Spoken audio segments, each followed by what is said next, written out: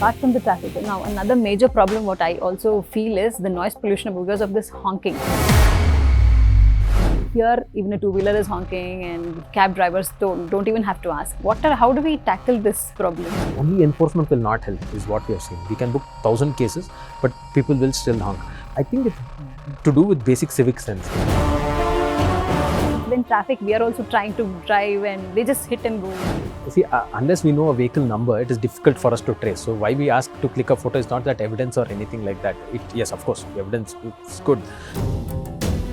But for us to trace a vehicle, so if somebody can click a photo, at least note it down, either way. So finally, what would you advise your Bangalore commuters? Just a request to follow basic rules. I think many people don't wear a helmet, right? The major violation we see in this thing is not wearing a helmet. There's somebody waiting for you at home. Please wear a helmet, right? Wear a seat belt. It doesn't cost much. Everything is available. Just follow basic traffic rules and plan your commute. Add 10 minutes to your travel. I think that would help. Apart from the traffic, now another major problem what I also feel is the noise pollution because of this honking. Right. It is like any person today is just honking without any reason. There is absolutely nothing like when we go abroad, there is absolutely no honking and all. Here, even a two-wheeler is honking and cab drivers don't even have to ask. How do we tackle this problem? It's very irritating when you're driving. It stems from basic driving sense. I think that has to be inculcated right from the childhood, from school, and at the adulthood. This thing, it's only enforcement will not help is what we have seen. We can book 1,000 cases, but people will still honk. It's only like honk when necessary, right? It's like giving way to an ambulance. The basic fundamental thing is that you need to give way to an ambulance. But how many people do that, right? People, in fact, use an ambulance to get free this thing, right? They chase an ambulance back, right? Many of them. So I think it's to do with basic civic sense. I think that has to be taught. I think it's not something which can be forced on anybody. I think if campaign or something. So because absolutely, I think. Are you doing something on that? We did on ambulance, probably on honking. I think Mumbai police did a very good campaign, right? If you honk, you'll not get a green light, something like that. But,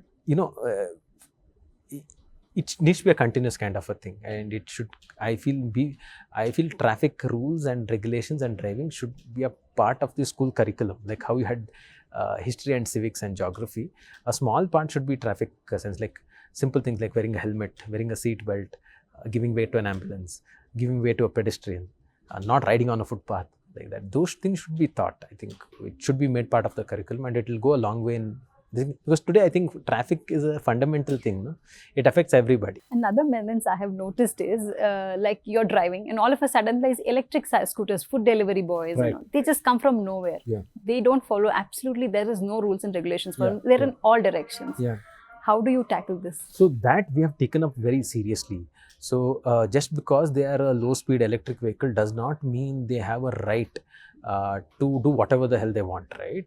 They have to follow some rules. See, there is no requirement for a driving license. Agreed, no problem. But that doesn't mean they can ride on a footpath. That doesn't mean they can violate a red light. Doesn't mean you can go against one way or against the flow of traffic. So for the last 1.5 months, I think we started in late October, early November, we started, I think. We have been taking up special drives against this drivers and riders. One is not only booking cases, secondly, we are taking up trainings also for these guys, because many of them are not aware also, because there's no need for a DL. It's very convenient for them to earn a living, right? And we should encourage these things, but do it in a safe way. So we are all for gig workers and we want to help them. So we thought, why don't we train them as well? Because when we started enforcing, we realized that they are not even aware that these are the wrong things, right? So we are training them, don't ride on the footpath, don't go against one way. Just because you have a small low speed vehicle doesn't mean that you can do whatever you want. So that we have been able to inculcate to them. Another problem is driving without getting dented, in cars especially. It so happens that, my incident itself, I was just driving in a very thick traffic that day, and some person just came in and he hit my car and he didn't even look back. It was a two-wheeler. They moved away. Whom do we complain in such instances? So everybody has a phone Yeah. these days. Just click a But photo. even clicking can be difficult, so because that it's when traffic, we are also trying to drive and they just hit and go. Yeah. So see, unless we know a vehicle number, it is difficult for us to trace. So why we ask to click a photo is not that evidence or anything like that. Yes, of course, evidence is good, but for us to trace a vehicle, so if somebody can click a photo, at least note it down. Either way, the easiest would be to click. It's faster than noting down. But if you can note or click this thing, we are available on all social media platforms. You can tag us. A lot of people do that. You can dial 112 and inform. By dial 112 and line option extension 2 is traffic. You can report that. You can always email us if you're using that form of this thing. Now we're going to shortly launch an app for public. They can report incidents, so they can just upload the thing and report it to us. Actually, about social media, that was not in my question list, but after seeing things here, how important is social media for you? No, people? absolutely. I think social media is one very important platform today for two things. One, for you to send out authentic information from your end, right? It can be about road blockages, diversions. It can be about safety advisories. It can be about precautionary things that people should do, or just basic information regarding general road safety, right? That's one medium, like how electronic media or print media is. I think social media is also one very important media that we should leverage. Second thing, it is another media for public to contact us. I think traffic police is one thing which is in constant touch with public, because it affects everybody. It's not like civil police where only a victim or a accused person or somebody who has some issues goes there. Traffic affects everybody. So we need to be in a position to be able to take opinion, feedback, some what they are. So because the best person to talk about a commute would be that person. Say you're going from your house to office, because you're going there every day, you will be in a better position than us to tell us what's happening. So that's one good way of understanding what public is facing also. And today everybody is very active, especially on Twitter and Instagram. So we are able to get feedback from public also. So it's a very important medium, like how now there's a YouTube, right?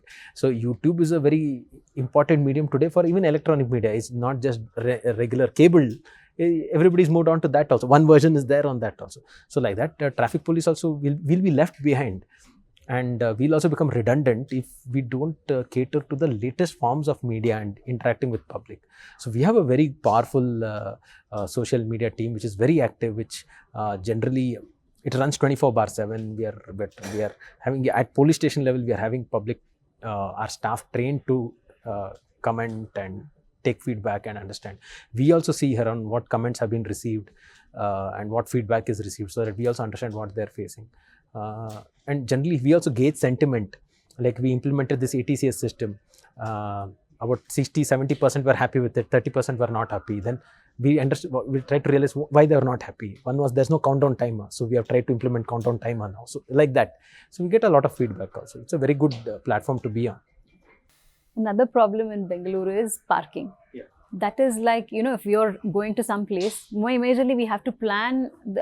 If we are traveling to some place, we plan based on the parking itself, because we can decide on whether we have to take a cab or take our own car. What are you doing to have the sufficient parking for people?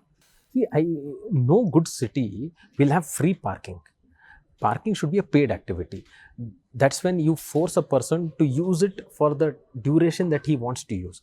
Now, what happens with free parking is that you park it for days together, let alone hours. Like, there are people who use roads like they have just abandoned their vehicles for 3-4 months. So that should be curbed, right? So actually, this is looked into by BBMP and DULT. There's a comprehensive parking policy which is ready, but they have not yet implemented for various reasons. But ideally, parking should be a paid activity. Second, we have identified certain roads and certain corridors and certain junctions which are what you call zero tolerance for parking, right? These are the 21 corridors I was talking about. We have about 97 junctions where we ensure that parking is not there, because Bangalore residential areas, if you go, it's both sides parking is there, because what happened, people built the house, but as prosperity grew, they bought more vehicles also. So house owners and they are parking many of the times. So so at least on where commercial activity is there on these corridors, we need to have a zero parking tolerance policy for that. the signals, generally what we see is even after there's a yellow and even after there's a red, a few vehicles still manage to go away. It's not that they're in an emergency. It becomes more like a habit. How do you tackle such people? Yeah, so I think with ITMS coming in, we are booking a lot of stop line, jump line violations, especially with who are violating more than 3 times. We are cancelling the DL also. There are certain specific offences where if you repeat them for 3 times or 5 times, your DL gets cancelled. So we are booking stop line violations. I think some violations which affect other person as well are very, very important to curb, like footpath riding. It affects a pedestrian. No entry, that is driving against flow of traffic, right? That affects everybody. It's dangerous to everybody. Drinking and driving, and stop line violation, red light violations. These affect a lot of this thing. So these we are coming down heavily on. So whoever does not only booking cases, whoever does repeated offences, we cancel the DL as well. And with the increasing traffic and so much of things, sir, how do you ensure the safety of the pedestrians? Because, even the footpaths are being taken away by either the street vendors, or even sometimes construction material is put on that. And there's hardly any place for people to walk. So what measures are you taking for that? So actually there are multiple things we are doing. One, we are working with BBMP and others to ensure that encroachments are removed. Encroachments by way of hawkers, it can be by way of, like you said, construction materials. We try and get it removed, but it's a constant thing. As and when we remove, again they come back. So it's like I tell that it's like shaving, right? You have to shave every morning if you want to have a clean look. So if you have to do it repeatedly, that's one. Second, we are working with some few NGOs like that, where we are trying to identify footpaths which were really good, right, and trying to promote walking on those, and ensuring one by one all these footpaths are made more walkable, and encroachment is not coming back. Like one important road is Malleshwaram 18th Cross and Sampige Road. For the last 2 weeks, we have been able to remove completely, and it's a constant thing. We have to keep doing it. So like that, we are trying to ensure that footpaths are free for walking. The other thing is trying to curb driving on footpath, especially by gig workers, delivery people, so that footpath is not used. We are trying to come down heavily on them also. So it's a mixture of both enforcement as well as awareness and bringing about a change to make footpaths more, because only footpaths are walkable will we promote other forms of mobility. Like say your house is a kilometer away, you're in a fix. Should I walk? Should I take an auto or something to the metro, or what should I do? So if you can promote walking, nothing like it. We'll have some vehicles off the road. And one more thing, the latest thing, what you've been cracking down on the school drivers, drunken drivers. Yeah. That's something which as parents we have to appreciate. So do you plan to large scale this? Yeah, absolutely. So this actually stemmed from an accident which happened in December of 2023. School vehicle driver met an accident with a two-wheeler. The two-wheeler died. There were 14 children in the school van, right? And all accidents, we do a DD check. It was very surprising that we found the driver to be drunk. And this was at, I think, 2:30, 3 o'clock in the afternoon. This was when the school had left. And all the children were aged between 9 and 10.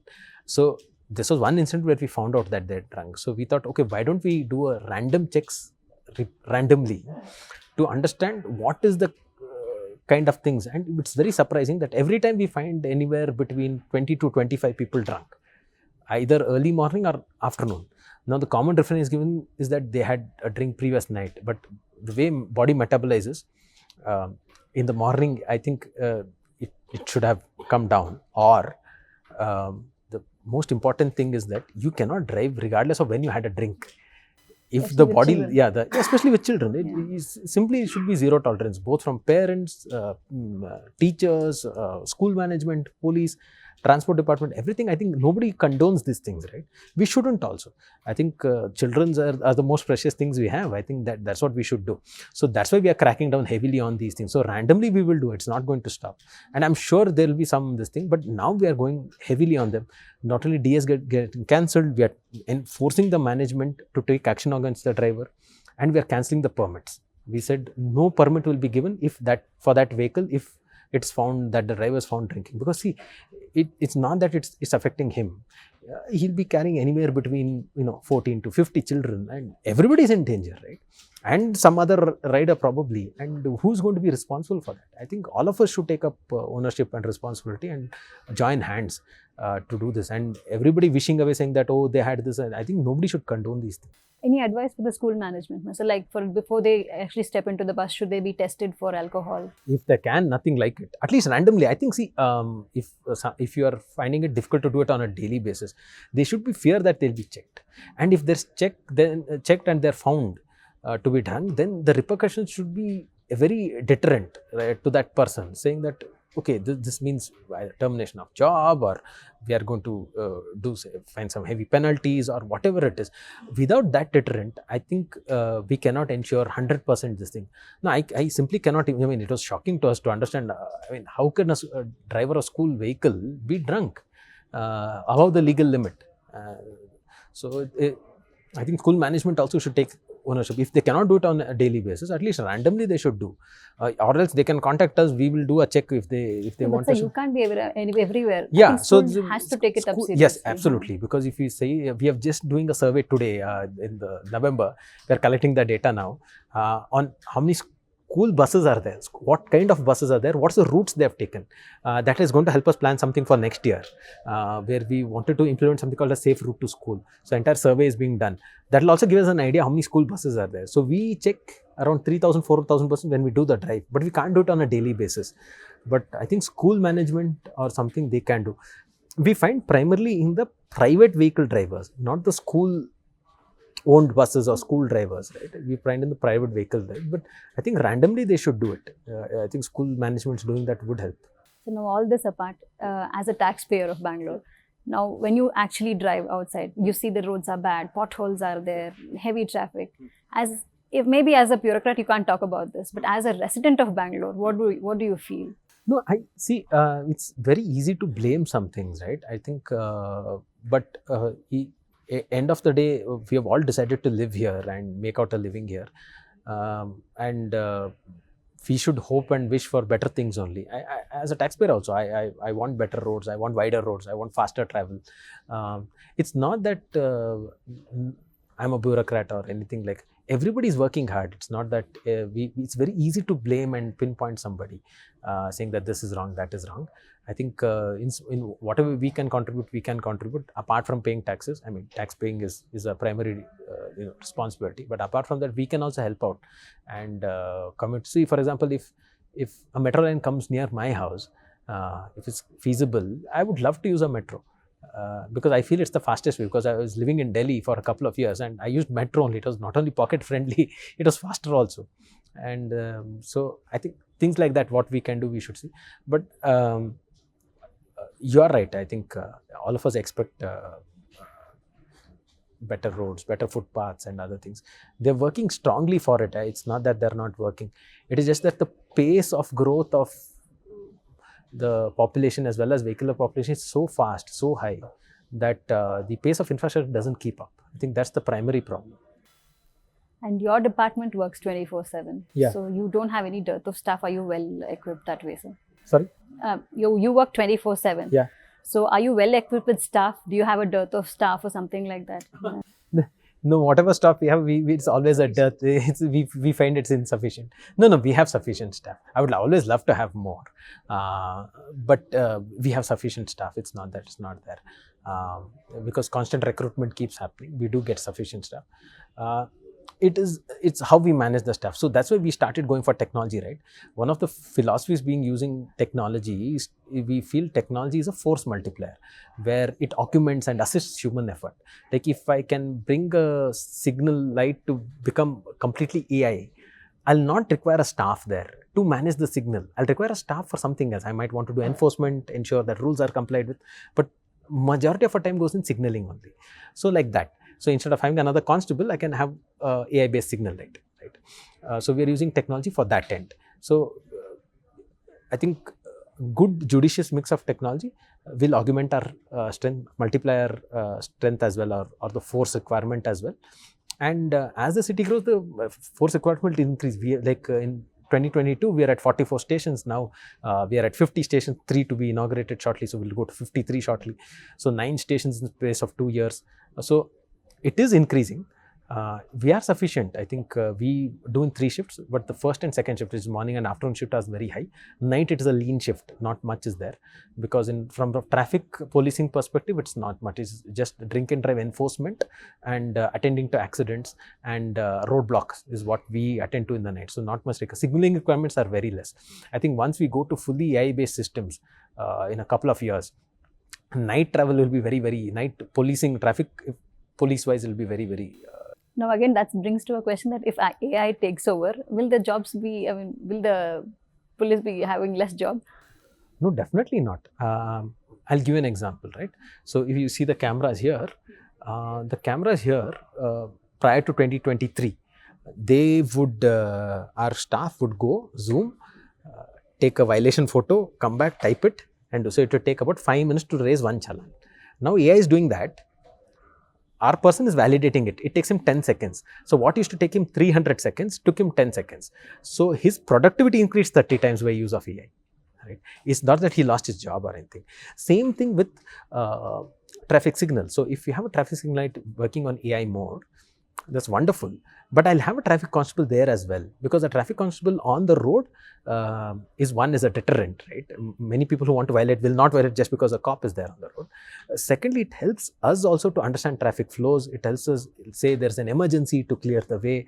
So all those things will be required. So I think the role might shift from signaling to a more enforcement kind of thing, but I don't think they will do away. I don't think in policing at least, AI will replace humans. I don't think so. I think policing is something which requires human interaction. So I think policing, the policemen for that, regardless what technology comes in, will be required. So I don't think AIs will replace in traffic police, no. So finally, what would you advise your Bangalore commuters? Just a request to follow basic rules. I think many people don't wear a helmet, right? The major violation we see in this thing is not wearing a helmet. There's somebody waiting for you at home. Please wear a helmet, right? Wear a seat belt. It doesn't cost much. Everything is available. And plan your commute. I mean, just like I said, add 10 minutes to your commute. I think you'll be in a much better headspace than this thing. It make your life little more productive, because I think a lot of our time goes in anguish and anxiety and frustration over traffic, right? And traffic is something spoken by everybody. If you ask somebody why they're late, they'll most likely blame traffic for being late. So I think so. Just follow basic traffic rules and plan your commute. Add 10 minutes to your travel. I think that would help. Thank you so much for being on the show. So it was very informative talking to you. Thank you. Thank you so much.